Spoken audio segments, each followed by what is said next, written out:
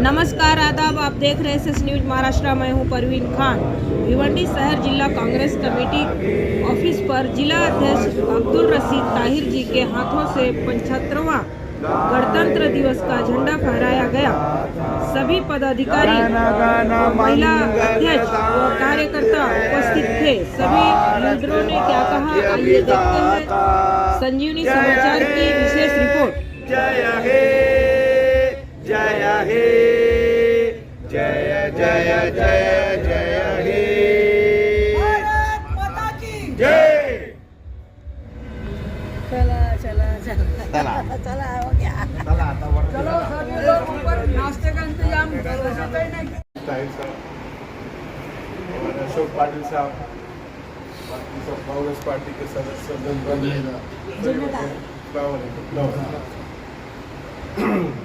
आज ये जो इंडिपेंडेंस डे है 26 जनवरी, इसकी मैं दिल से मुबारकबाद आप लोगों को पेश करता हूँ।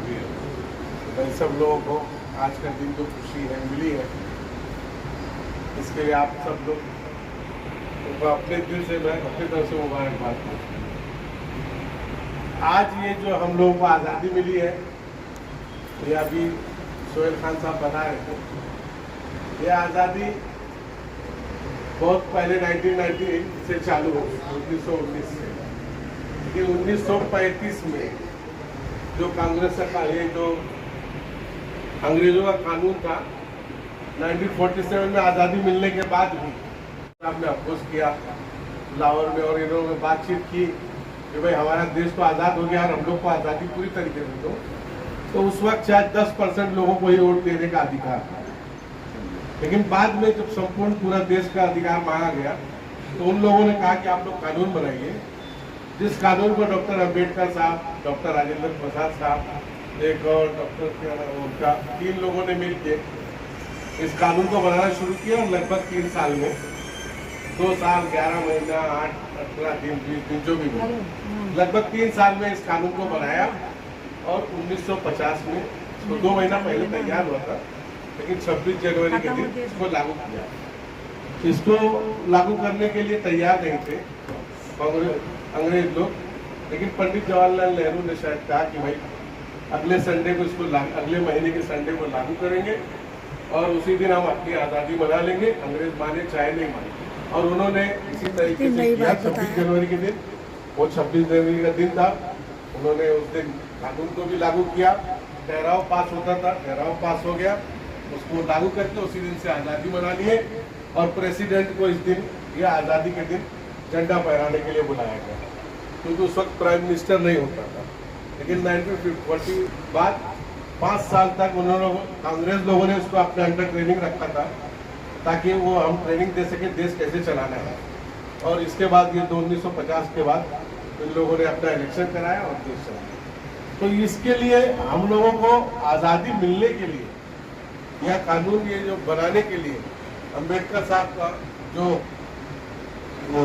इसके जो मेन कार्यकर्ता धरता थे, उनको मुबारकबाद देना चाहिए। राजेंद्र प्रसाद जी को बात करेंगे, जवाहरलाल नेहरू साहब को देना चाहिए, इन लोगों की मेहनत से। लेकिन ये आज़ादी भी मिलने के लिए जिन लोगों ने कुर्बानी दी देश को आज़ाद कराने के लिए, ये दिन वो दिन है जिस दिन सबको याद करना चाहिए। उन लोगों को याद करना चाहिए, उन लोगों ने अपनी कुर्बानी दी। अभी बताया आप लोगों ने, भाई अपने माँ बाप भाई बहन छोड़ के गए, लड़ाई किया, मर गए। इसके पहले अंग्रेज लोगों ने भी शर्त लगाई थी आज़ादी देने के लिए। फर्स्ट वर्ल्ड वॉर में यहाँ के जो फौज थी इंडिया की, इन लोगों को बोले कि हमारे लिए लड़ाई करो, जीतो तो हम देश को आज़ादी देंगे आपको। कई लोगों ने वहाँ लड़ाई किया, मर गए फर्स्ट वर्ल्ड वॉर। लेकिन उस जीतने के बाद ये आज़ादी देने का जो वादा किए थे, इसके लिए 3 अपने ऑफिसर भेजे वहाँ से कि जाओ आप लोग वहाँ पे तय करो, बातचीत करो और गवर्नमेंट आज़ादी दो इंडिया को। इस तरीके से आज़ाद हुआ। बहरकैफ जो कुछ हुआ। अब उन लोगों को भी आज याद करना चाहिए कि भाई उनकी तकलीफ की वजह से आज हम लोग आज़ाद हैं।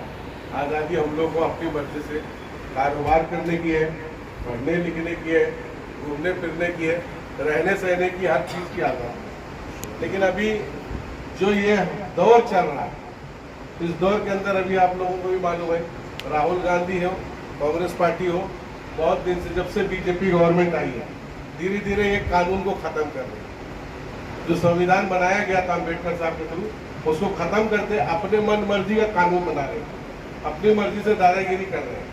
अभी भाई साहब ने बताया ईवीएम मशीन, ईवीएम मशीन ही इनकी सबसे बड़ी ताकत है। नहीं तो सीएम ये बदल देते हैं, जिसको चाहते हैं मिनिस्टर को हटा देते हैं। किसी की हिम्मत नहीं आवाज निकालने की। क्यों नहीं निकालने की है? क्योंकि उनको मालूम है हम तो अपने जीतते नहीं है पब्लिक की वजह से, और अपनी ताकत से जीतते नहीं है, पब्लिक तो वोट देती नहीं है। ये ईवीएम मशीन जो लाए इसी से जीतते हैं।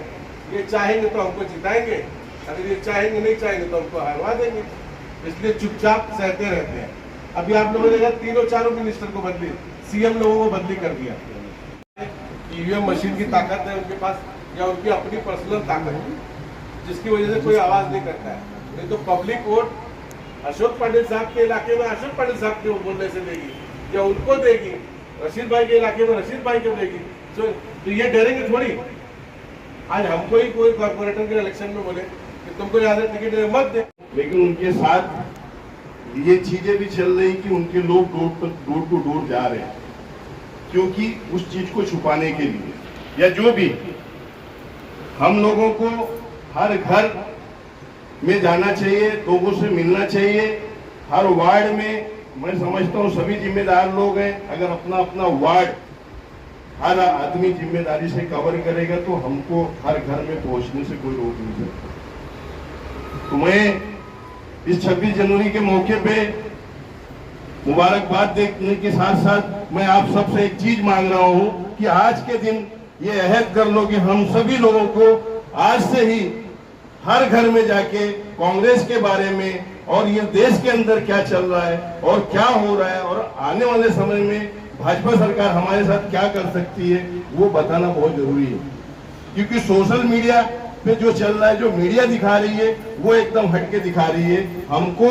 आज राहुल जी जो पैदल चल रहे हैं, या 4000 किलोमीटर पहले चले हैं, 6700 अभी जा रहे हैं, वो क्यों जा रहे हैं? क्योंकि मीडिया हमारी बातों को लोगों तक पहुंचा नहीं रही, इसलिए डोर टू डोर मिलके लोगों से मिलके अपनी बात पहुंचाने की कोशिश कर रहे हैं। तो हम लोगों का भी वही फर्ज बनता है कि हम लोग अपने अपने एरिया में, हम इतना लंबा तो नहीं जा सकते, लेकिन आधा किलोमीटर 10 मिनट की दूरी पे जाके लोगों के बीच में अपनी बात को रखें, तो शायद है कि हम लोग उनसे लड़ सकते हैं और जीत सकते हैं। ये सच्चाई है और इस चीज को ध्यान में रखते हुए हम लोगों को काम करना चाहिए। यही मैं आप लोगों से अपील करना चाहता हूं और यही मैं आपको बोलना चाहता हूं। और फिर से एक बार 26 जनवरी के मौके पे आप सभी लोगों को बहुत सारी शुभकामनाएं देता हूं और वादा करता हूं कि आने वाले समय में हम आप मिलकर काम करेंगे। यहाँ बैठे हुए सभी कांग्रेस के सभी लीडर्स, हमारी बहनें, कांग्रेस के सभी कार्यकर्ता, दोस्तों और साथियों, सबसे पहले तो मैं यौम जमहूरियत की, गणतंत्र दिवस की आप सभी लोगों को बधाई देता हूं। और काफी देर से गणतंत्र दिवस की तारीख और उसमें हमारे लोगों कुर्बानियों के बारे में चर्चा हो रहा था। एक चीज मैं कहना चाहूंगा कि आज समय आ गया है कि जैसा अभी जावेद भाई ने कहा कि रास्ते पर निकलने का वक्त आया है, डोर टू डोर पहुंचने का वक्त आ गया है। कल यहाँ पर भिवंडी में हमारे प्रभारी महाराष्ट्र प्रदेश कांग्रेस के रमेश चेनीथला जी आए थे, साथ में हमारे प्रदेश अध्यक्ष नाना पटोले जी थे, आपके जो है बाला साहब थोराट साहब थे, रेवेन्यू मिनिस्टर, हमारे बीडीटीपाल थे, दूसरे सभी लीडर जो है नसीम खान साहब थे, अनीस अहमद थे, सब भिवंडी में आए हुए थे और एक ही मकसद लेके आए थे कि हमको जो है हर घर तक पहुंचना है, हर बूथ तक पहुंचना है। और इसके लिए जो है काम शुरू हो गया है। हमने बूथ कमेटी तकरीबन 100% बनाई है, मंडल कमेटी हमारी बनी है, ब्लॉक कमेटी बनी है, साथ में ब्लॉक लेवल एजेंट, ये काम हमारा जो है तकरीबन 60% हो गया।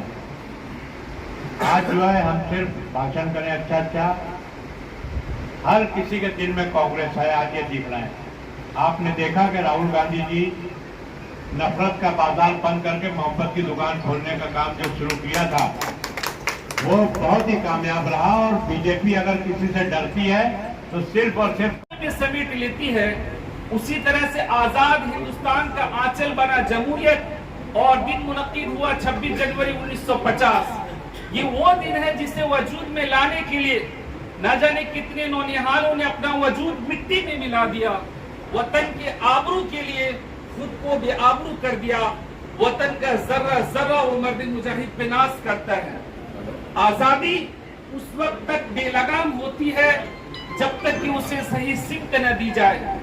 जिस तरह से एक परिंदा आजादी से खुले आसमान उड़ता तो है, लेकिन इस बात के ख्याल रखते हुए कि शाम के उसे वापस अपने घर में लौटना है, इसी जिम्मेदारी इसी एहसास को मुकम्मल हिंदुस्तान का कॉन्स्टिट्यूशन करता है।